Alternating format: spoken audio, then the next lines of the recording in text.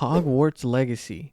You've probably heard of this game unless you've been living under a rock, considering all the recent drama surrounding it. However, that's not what we're talking about. We're talking about the game straight up. Let's do it. The writing is great. It kept me interested in the main story the entire time, which is why I can kind of excuse the first 30 minutes of the game being mainly cutscenes. And some of the side quests were just as good, if not better, than the main story itself. For example, one of the side quest storylines, you're more like helping out the main character rather than being the main character yourself, and it brings a whole level of immersion to it. Now let's talk about the world. The world is easily the best thing about the game. It's not the biggest map ever, but it makes up for its lack of size with density. I recently watched a video by Luke Stevens about the 15-second rule, where he goes into detail about how the map size and density works, which I'll link in the description. And the world, simply put, is beautiful. And it isn't because of the graphics, which are quite mediocre to be honest. It has to do with the style they went for, and I cannot help but think that Portkey Games took some inspiration from the Fable games. They just have so much in common, and if you like the Fable franchise, the first two at least, then you'll love this game. The combat in this game feels fluid. The defense is kinda basic with simple blocking spell and the rolling mechanic.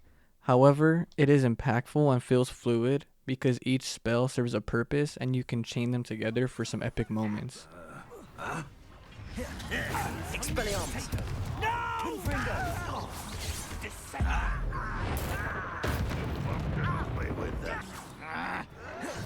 Levioso!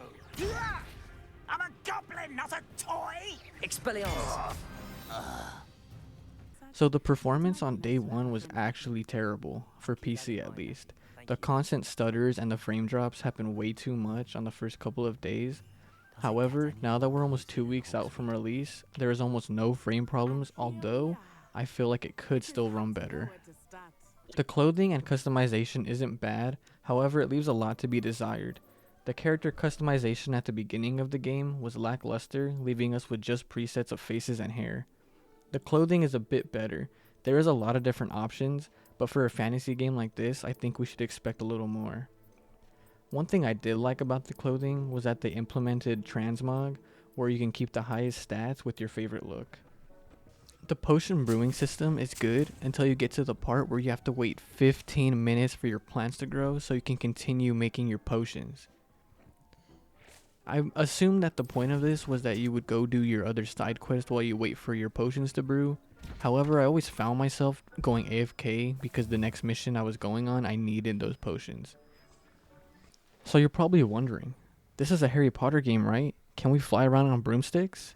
Yes, and it's amazing, and it's something I put some time into while exploring the map. It's really immersive and the mechanics are quite smooth.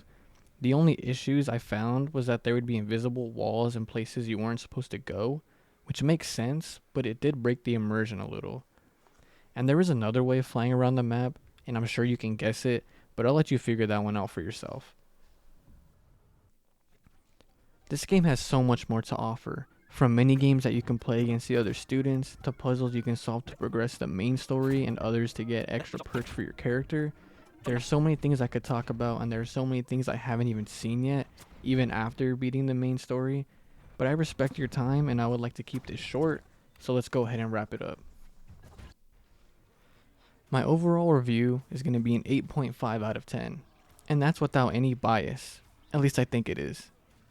So at the end of the day, if you aren't a big Harry Potter fan, this is still going to be a decent RPG that is for sure worth the $60 and the time you'll put into playing it. And if you are a Harry Potter fan, well then what are you doing? Go play it.